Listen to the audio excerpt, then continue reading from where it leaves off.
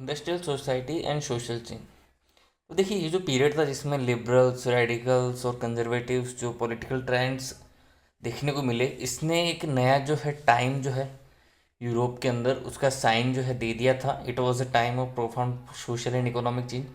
ये वो टाइम था जब सोशल और इकोनॉमिक चेंजेस जो हैं वो यूरोप के अंदर हो रहे थे। It was a time when new cities came up and new industrialise regions develop. ये वो पीरियड था 19th सेंचुरी या फिर 19th सेंचुरी की शुरुआत या 18th सेंचुरी का लेट पीरियड, हम वो पीरियड मान सकते हैं जब यूरोप के अंदर इंडस्ट्रियल रेवोल्यूशन हो रहा था। नए नए जो सिटीज़ हैं वो फाउंड अप हो रही थी, डेवलप्ड हो रही थी, रेलवेज जो है वो एक्सपेंड हो रहा था और इंडस्ट्रियल रेवोल्यूशन जो है वो इस वक्त हो चुका था। Industrialisation brought man, women and children to factories. देखिए, इंडस्ट्रियलाइजेशन में सबसे बड़ी चीज़ ये हुई कि मास प्रोडक्शन होना लगा, और मास प्रोडक्शन जो है उसके लिए लेबर्स की रिक्वायरमेंट थी। जो मैन, वुमेन और चिल्ड्रन थे वो सभी फैक्ट्रीज के अंदर आए। Work hours were often long and wages were. अब इसमें देखिए दिक्कत क्या होने लगी कि जो वर्क जो आवर्स थे वो तो काफ़ी ज़्यादा होने लगे, यानी जो पीरियड था वर्किंग का वो ज़्यादा था, लेकिन वेजेस जो है वो उसके मुकाबले काफ़ी कम थे। Unemployment was common particularly during times of low demand for industrial goods. अब देखिए, इंडस्ट्रियलाइजेशन जो है इसमें प्रोडक्शन काफ़ी हाई लेवल पे होता है, लेकिन उसकी मार्केट में डिमांड भी होनी चाहिए। अगर मार्केट में डिमांड नहीं होगी तो वो प्रोडक्ट जो है वो उसका प्रोडक्शन रोक दिया जाएगा। तो इसकी वजह से कई बार जो है अनएम्प्लॉयमेंट जो है वो भी कॉमनली होता था। Housing and sanitation way problem since towns were growing rapidly. देखिए, दूसरी चीज़ क्या थी, इंडस्ट्रियलाइजेशन की वजह से लेबर्स जो हैं उनके टाउन्स जो है काफ़ी ज़्यादा रैपिडली ग्रो कर रहे थे, तो वहाँ पे जो हाउसिंग और सैनिटेशन थी उसकी थोड़ी जो है प्रॉब्लम थी। Liberals and radicals search for solution to these issues. अब लिबरल्स और रेडिकल्स जो थे उन्होंने ये जो इश्यूज थे जैसे अनएम्प्लॉयमेंट हो गया, हाउसिंग या सैनिटेशन प्रॉब्लम हो गया, पुअर वेजेस का हो गया, इन सारी प्रॉब्लम्स को जो है सॉल्यूशन किसने ढूंढना शुरू किया? लिबरल्स एंड रेडिकल्स ने। Almost all industries were the property of individuals. अब यहाँ पे देखिए दूसरी चीज़ हम क्या देख रहे हैं, हम जो चैप्टर हमने शुरुआत की थी वो थी सोशलिज्म। सोशलिज्म का मतलब होता है जिसपे सभी का बराबर अधिकार हो। अब यहाँ पे ये जो फैक्ट्रीज थी, जो इंडस्ट्रीज थी, ये इंडिविजुअल्स की थी। Liberals and radicals themselves were often property owners and employers. Liberals और रेडिकल्स जो थे इनमें से भी कई लोग जो हैं वो प्रॉपर्टी ओनर्स थे, एम्प्लॉयर्स थे। Having made their wealth through trade or industrial ventures, they felt that such efforts should be encouraged, that its benefit would be achieved if the workforce in the economy was healthy and citizens were educated. अब देखिए, liberals और radical जो है वो खुद भी property own करते थे, यानी उनकी खुद की भी कई सारी इंडस्ट्रीज थी, तो और उनका पैसा जो है वो इसी के थ्रू आता था, वो ट्रेड और इंडस्ट्रियल वेंचर्स के थ्रू ही पैसा कमाते थे। तो उन्होंने एक चीज़ सोची कि क्यों ना इनके जो एफर्ट्स हैं जो है वो इनकरेज की जाए। कैसे? जैसे कि जो सिटीजन्स हैं अगर वो हेल्दी होंगे, एजुकेटेड होंगे, तो क्या होगा, ज़्यादा से ज़्यादा जो है वो वर्क फोर्स के अंदर कन्वर्ट होंगे और बेनिफिट्स जो हैं इकोनॉमी को वो हम देखने को मिलेंगे। इकोनॉमिक्स में देखिए, अगर हम एक चैप्टर पढ़ते हैं, हम पीपल एज रिसोर्स चैप्टर पढ़ते हैं इकोनॉमिक्स का चैप्टर सेकंड, तो उसमें हमने यही बात की थी कि जो पीपल्स हैं, पॉपुलेशन है, उसको रिसोर्स में कब कन्वर्ट किया जा सकता है? जब उसको जो है हम एजुकेशन, ट्रेनिंग और मेडिकेयर हेल्थ या हेल्थ केयर प्रोवाइड करवाते हैं, अच्छा, तो हम उस पॉपुलेशन को या पीपल को रिसोर्स में कन्वर्ट कर सकते हैं। तो वही यही चीज़ बात हो रही है यहाँ पे भी। Oppose to the privileges the old aristocracy had by birth, they firmly believe in the value of individual effort, labour and enterprise. यहाँ पे रेडिकल्स और लिबरल्स जो हैं वो जो प्रिविलेजेस मिलते थे ओल्ड एरिस्टोक्रेसी के, उसके अपोज थे, और वो इस चीज़ में बिलीव करते थे कि इंडिविजुअल का जो एफर्ट है, लेबर का या इंटरप्राइज का, उसको एक तरीके से वैल्यू मिलनी चाहिए। If freedom of individual was insured, if the poor could labour and those with capital could operate without restraint, they believe the societies would develop. उनका मानना था कि जब इंडिविजुअल जो है उनकी फ्रीडम जो है वो इंश्योर की जाएगी, पुअर जो है उनको लेबर मिलेगा, काम मिलेगा, और जिनके पास में कैपिटल है वो विदाउट किसी तकलीफ के जो है ऑपरेट कर पाएंगे, तो जो सोसाइटी है वो डेवलप होगी। Many working man and women who wanted change in the world rallied around liberal and radical groups and parties in the early 19th century। तो अर्ली 19th सेंचुरी में कई सारे लोग जो हैं वो लिबरल्स और रेडिकल्स के साथ में रैलीड करने लगे, जो कि चेंज चाहते थे सोसाइटी में। Some nationalist liberals and radicals wanted revolutions to put an end to the kind of government established in Europe in 1815. कुछ जो नेशनलिस्ट थे, लिबरल्स थे, रेडिकल्स जो हैं, वो रेवोल्यूशन को अब समाप्त करना चाहते हैं। देखिए रेवोल्यूशन का एक क्या मतलब होता है कि व्यवस्था में कोई भी चीज़ जो चली आ रही है उसमें परिवर्तन करना। हमने फ्रेंच रेवोल्यूशन देखा, तो वहाँ पे क्या हुआ फ्रेंच रेवोल्यूशन कि वहाँ पे जो मोनार्की चली आ रही थी, जो राजाओं का, जो किंग्स का जो रूल था, उस रूल को हटा के उन्होंने क्या चीज़ इस्टेब्लिश की वहाँ पे उन्होंने एक कॉन्स्टिट्यूशनल गवर्नमेंट जो है वो इस्टेब्लिश की, एक रिपब्लिक ऑफ फ्रांस बना। तो यानी जो व्यवस्था थी, जो सिस्टम था, उस सिस्टम को चेंज किया। यानी सिस्टम को चेंज करना जो है वो प्रोसेस जो होता है उसको कहा जाता है रेवोल्यूशन। तो जो अब ये लोग थे, ये चाहते थे कि रेवोल्यूशन जो है उसको रोका जाए। यूरोप के अंदर जो है एक इस्टेब्लिश गवर्नमेंट जो है वो इस्टेब्लिश की जाए, गवर्नमेंट जो है वो इस्टेब्लिश की जाए। In France, Italy, Germany, in Russia they become revolutionaries and work to overthrow existing monarchs. तो जो लिबरल्स थे, नेशनलिस्ट थे, रेडिकल्स थी, ये फ्रांस, इटली, जर्मनी, रशिया, यहाँ पे जो है रेवोल्यूशनरीज बने और जो एग्जिस्टिंग मोनार्क्स थे उनको इन्होंने ओवरथ्रो कर दिया, यानी उनकी गद्दी से है जो थ्रोन था उससे हटा दिया। Nationalist talked of revolutions that would create nations where all citizens could have equal rights.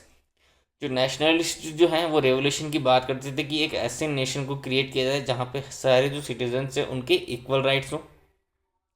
After 1815 Giuseppe Mazzini an Italian nationalist conspired with others to achieve this in Italy. तो 1815 के बाद में जिस्पी मेजिनी जो हैं एक इटालियन नेशनलिस्ट थे, राष्ट्रवादी, उन्होंने conspire किया। कॉन्स्पायर यानी उन्होंने जो है कुछ तरकीबें लगाई जिससे दूसरों की मदद से, और उन्होंने इटली में जो है नेशनलिस्ट गवर्नमेंट जो है वो अचीव की।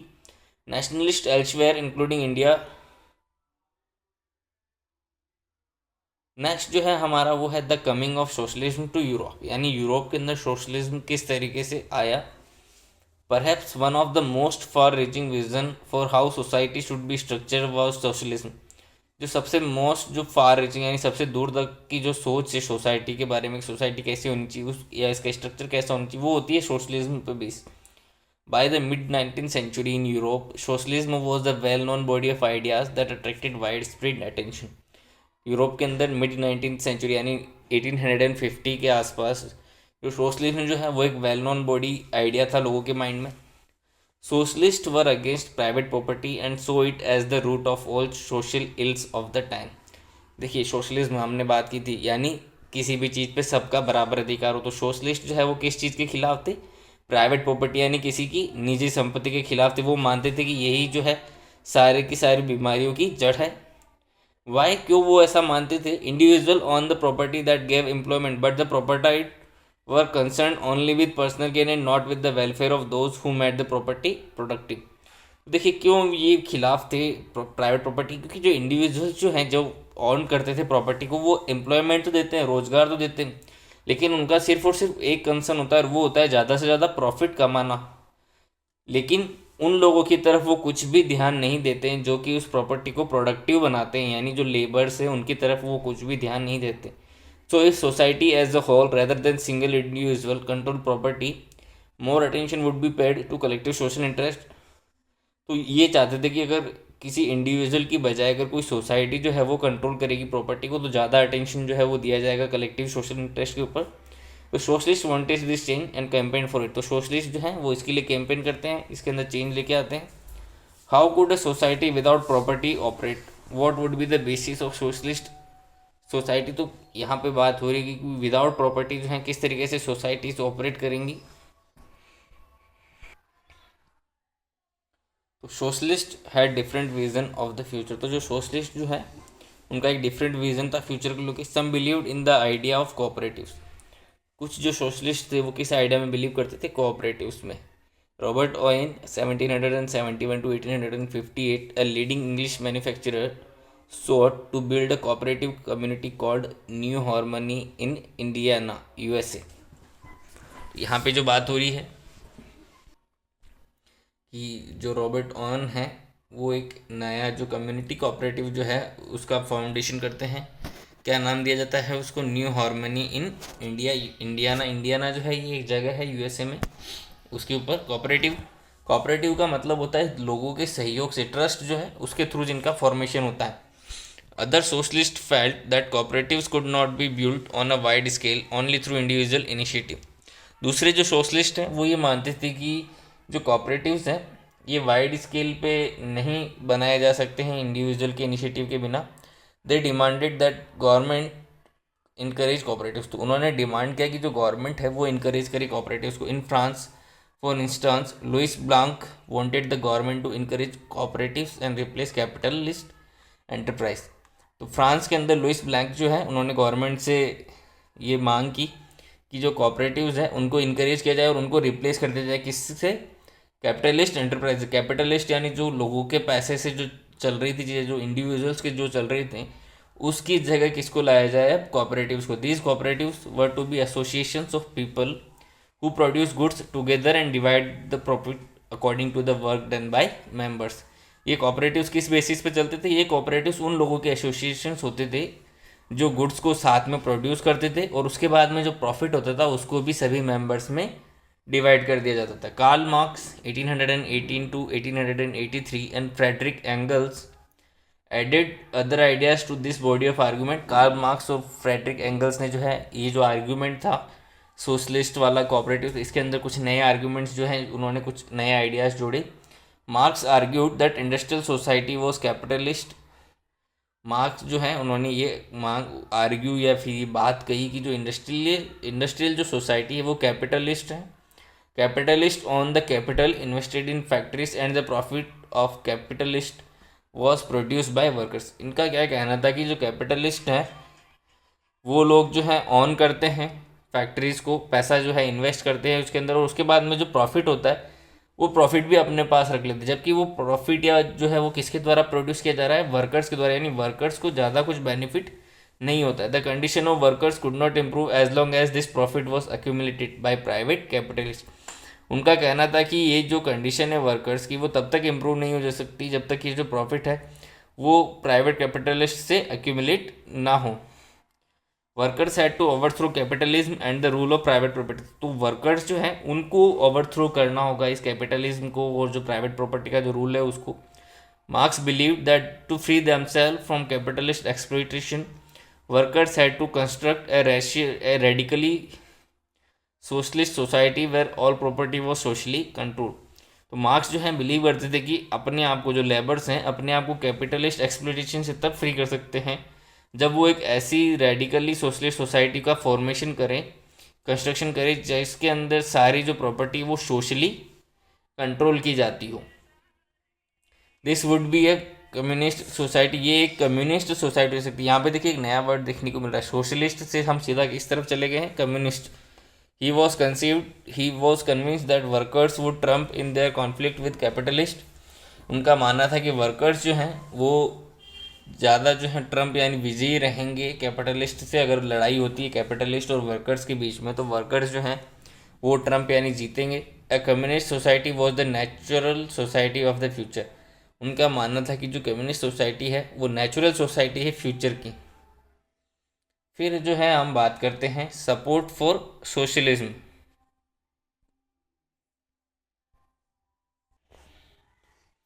Support for socialism by the 1870s socialist ideas spread through Europe. तो 1870s के आसपास जो सोशलिस्ट जो आइडिया थे यानी लोगों का जो है समान अधिकार हो, कैपिटलिस्ट को ओवरथ्रोन कर दिया जाए, वो आइडिया यूरोप के अंदर स्प्रेड हो चुके थे।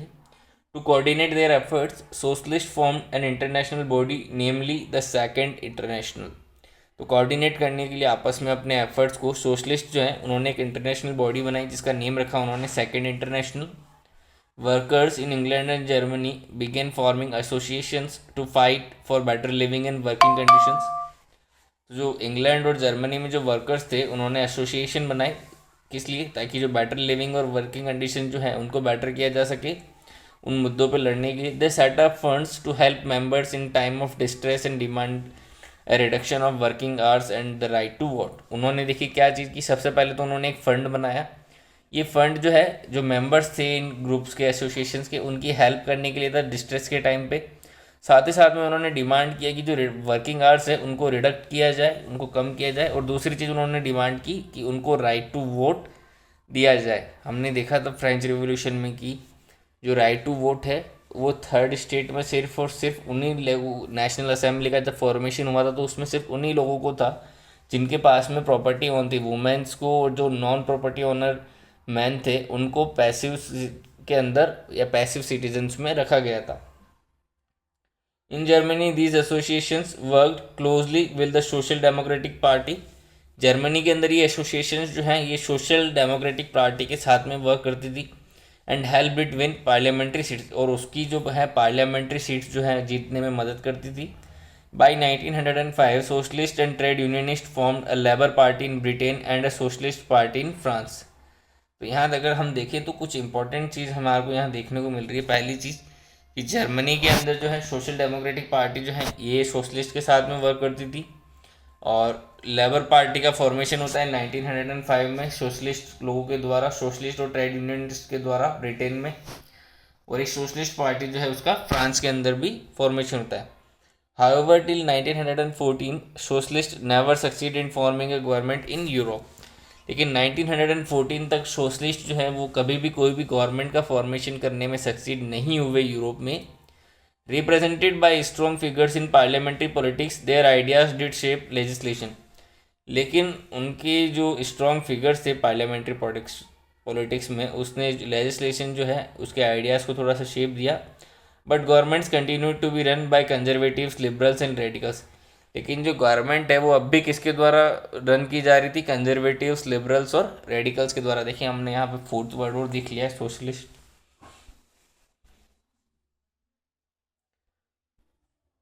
यहाँ पे हम देखें तो एक पेंटिंग है जो कि पेरिस कम्यून ऑफ 1871 की है।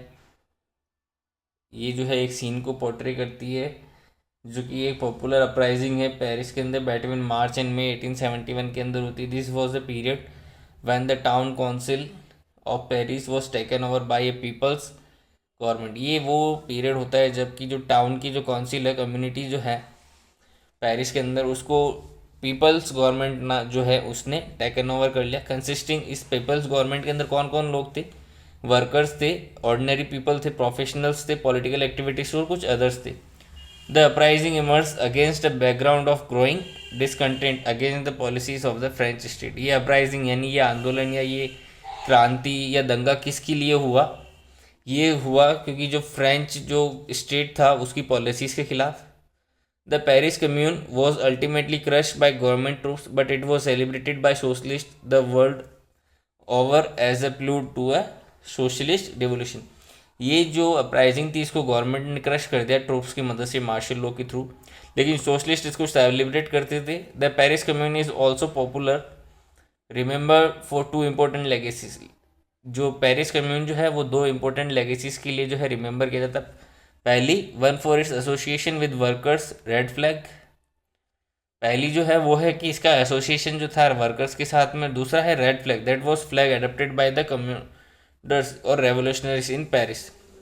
तो पहली चीज़ जो हमने देखी कि वर्कर्स ने एसोसिएशन बनाया और उन्होंने जो है एक रेड फ्लैग बनाया। ये फ्लैग जो है ये अडेप्ट किया गया था किसके द्वारा? रेवोल्यूशनरीज के द्वारा पेरिस के अंदर। दूसरा, for the Marseillaise originally written as war song in 1792 it become a symbol of the commune and of the struggle for liberty.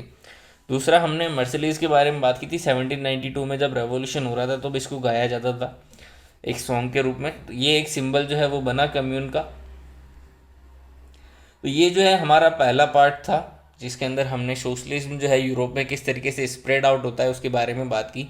सबसे पहले हमने देखा कि फ्रेंच रेवोल्यूशन के बाद में जो है आवाज़ उठती हैं अलग अलग जगह मोनार्की जो है उसको ओवरथ्रो करने की। यहाँ पे फिर हमने देखा कुछ पॉलिटिकल ट्रेंड्स जैसे रेडिकल, कंजर्वेटिव्स और लिबरल्स, तीनों जो है अलग अलग पॉलिटिकल ट्रेंड्स जो हैं उठ के आते हैं। तीनों की अलग अलग सोच होती है। उसी तीनों की सोच के साथ में उस वक्त जो इंडिविजुअल्स के द्वारा प्रॉपर्टी ओन की जा रही होती है उस प्रॉपर्टी में जब लेबरर्स की जो कंडीशन है उसको देख के एक नया जो फर्म होता है, एक नया जो पॉलिटिकल आइडिया ड्रॉन आउट होता है उसको कहा जाता है सोशलिज्म। नेक्स्ट जो है क्लास में हम बात करेंगे रशियन रिवॉल्यूशन के बारे में।